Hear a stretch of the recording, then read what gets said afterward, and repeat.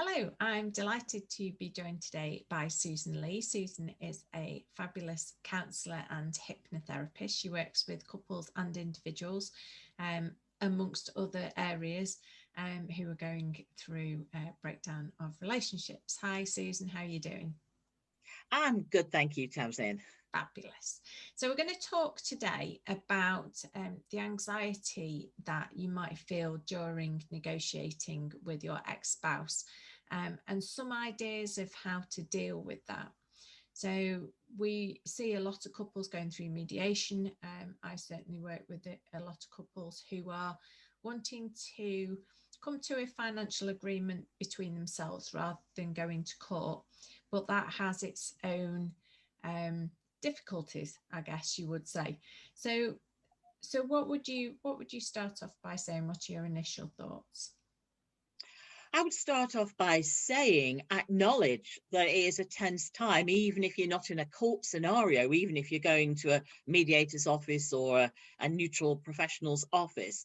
Accept that it is a bit of a stressful time. You're meeting somebody who you used to love, you built a life together, but now you're in disharmony, and it's perhaps been that there's been a lot of nasty things said, difficult things said. It could have been a very testing time. Not every breakup by any means is a pleasant enough negotiation. It can be quite stressful, where there's almost point scoring going on, or somebody's trying to get one over, or they're not having that, I'm going to keep this. So it can be, I mean, I've known people even haggle over things like old, I don't know, record collections and things, and ornaments, and it's that's mine and that's not yours, and you're not having it, simply because they know how much it means to the other person. I had one couple, and he went and euthanized the dogs because he was determined that she wasn't going to have them. So, it can be heartbreaking as a therapist to hear it, but heartbreaking for the couple when they're going through this, and that level of venom and nastiness and undercurrent is going through. So appreciate that it is potentially quite a stressful time wherever you're going, wherever you're meeting them, and try and get yourself into a calm place before you enter the room. Try and get yourself thinking clearly, what do I want from this meeting today? Have it even written down in front of you, where you say, these are my definites, these are my negotiations, and these are the things that I'm prepared to let go of. Have some idea where you stand on what you particularly need. If children are involved, have a clear set of criteria that are important for the kids: where they're going to live, transport, access, all those things might be really unnegotiable for you. So be clear about what it is that you're needing, what you're wanting, and have that in your mind at the outset. Yeah, I think that's really good advice. I think writing down some non-negotiables and having an idea of the things that you are willing to move on, because I think you're going to have to move. It's called negotiation for a reason. It's not to go in there, make your demands, and that's what you'll come out with. You were talking there about going into the meeting in a calm frame of mind, and I think that's really good advice. Have you got any tips on how to get yourself, because if you're all pent up and worried about this meeting with this person that you had a life with, that it can be really difficult to be calm. For sure. And I think the looking after yourself is the big clue and the big coping strategy when you take good care of yourself. So maybe have other things that you do. What do you know that you can do that makes you calm before you go for an interview, that makes you calm before you go on when you went on a first date, or when you went to college or something? What were the things that you did? So I think sometimes feeling good about yourself is a biggie. Try and make sure you have a good night's sleep the night before. So that means perhaps being careful about whether you've had a drink, or whether you're exercised, or whether you feel good. Sometimes having lost a few pounds and toned up a bit can make us feel really good. And so you go into that meeting and you're actually thinking, I look okay here. And that can be a really good starting point for feeling calm and good about yourself. Make sure that you're smart, make sure that you feel positive, have a clear set of your own criteria, things that are important for you, and not being phased. I mean, you look at this person and you remember, we used to love each other. We cared about each other. So try and hold on to some semblance of that, because if the other person is angry or bitter towards you, where do you think that's coming from? And so sometimes they're reacting not necessarily about you, but reacting at the situation that they're in, reacting at the financial implications of this, reacting at their lifestyle things, what it's done to their work situation or the structure of the life they were planning on having. Sometimes all those angry feelings are because of what's actually going on for them and how they are reacting to this particular situation too. Yeah, and I think you're absolutely right. And I think a lot of people who are going to put themselves in a mediation position, they are thinking about how they felt about the other person at some point, but the whole mediation, the being with another professional, that kind of brings all this pent up anxiety back, and can make them, although they want a fair outcome, can make them feel sort of frustrated and angry again. And in a negotiation, that's not necessarily an ideal position to be in when you go into that sort of meeting. And I think going into a meeting like that, there's also perhaps an expectation, or you feel there's an expectation that everything's got to be resolved in a short pace of time, or you're aware of the cost of the meeting, you're aware of what's going on about perhaps racking up bills or adding another month or two to the being finalized. So there can be pressure there. But I think one thing to hold on to in any negotiation is, I don't have to agree to things that I don't want to agree to. So buying yourself a little bit of time, if somebody says, is this okay for you? And you're really not sure, hold on to that. Hang on, leave it with me. I want to think about that. I'll get back to you. Be confident enough. Hold on to your own determination, not just to go with the flow because everybody's looking at you and you feel this pressure to agree. Be okay about saying, I need a bit of time to get some other advice or to reflect on this for a minute or to see how I feel, because we can initially have a knee-jerk reaction of, for God's sake, I'm fed up, let's just say yes and get on with it. I don't care, I'm beyond all this. But it's reining it back in and being prepared to say, leave it with me. I'm going to buy myself a little bit of time. I'm not just going to go with this because you think it's a good idea. And I'm not saying that just to be awkward.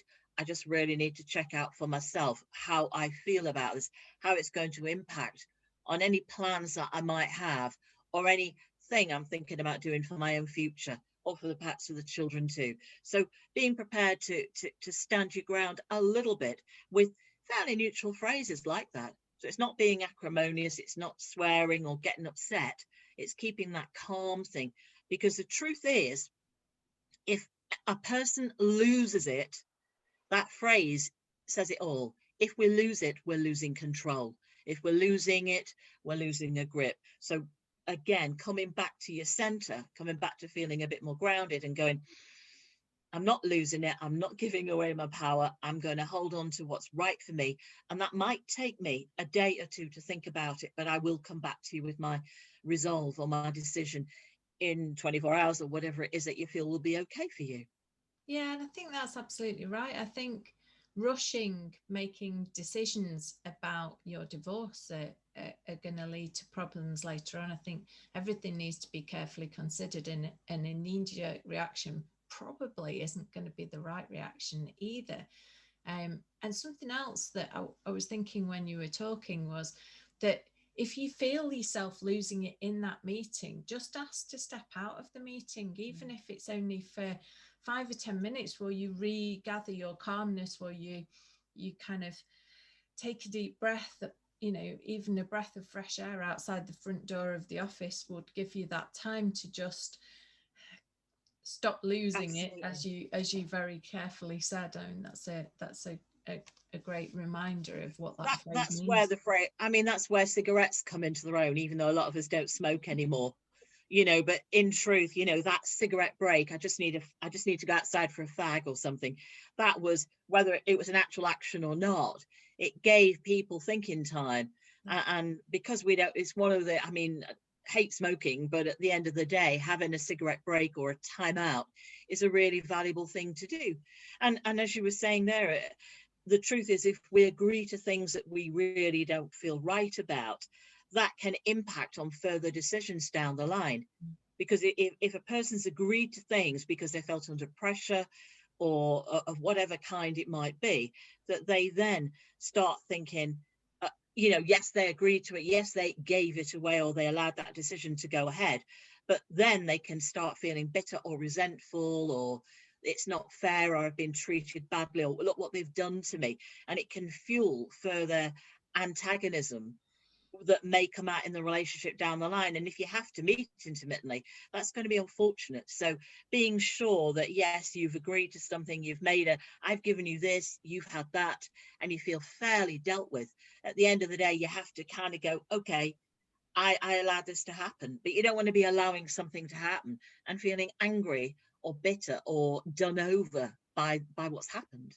Yeah, and I think you're absolutely right. And I think at those points, when you get to, if you get to a point where you cannot agree and you can't come to a fair conclusion, then potentially you need to be looking at letting a court decide what you want to do. But if whilst you're in these negotiations, whilst you're in a position where you can talk to the other person and try and come up with some sort of agreement, yeah, I think you're absolutely right. I think don't agree to what you really don't want to agree to, but bear in mind there's going to be needed to be some compromise somewhere along the line. You're not necessarily going to get absolutely everything that you want. And holding it at the back of your mind that if I don't sort myself out, if I don't come to some compromise with this, with myself, know that I can't keep everything, that I'm going to have to make some sort of sacrifices or allowances for the other person and what they want. If we don't do that, and some judge is going to rock up and make those decisions, it's almost like is it Samson's baby, where, or whoever it was in the Bible, where he was going to chop the baby in half. And so you end up with nobody gaining anything, nobody coming away with very much that feels good, but having those decisions made on our behalf where nobody gets what they want and everybody goes away feeling, okay, it's a bit of an arbitrary decision, but it happened, but at least somebody else has taken that decision. It's far better to be in control yourself and to say, okay, a negotiation is about letting the other person think that you've made a sacrifice perhaps and given them what they want, and then they're more inclined to let you have what you want yourself. So being a bit more savvy about the role of what's happening in these meetings, being a bit more savvy about what you're actually negotiating about, and being prepared to give perhaps a little bit of leeway on things you're not that 100% bothered about, knowing that you may well get some ground in other areas with things that matter more to you. Yeah, I think that's fantastic advice. Susan, as always, thank you so much for your brilliant advice, and we'll catch up again soon. My pleasure. Thank you.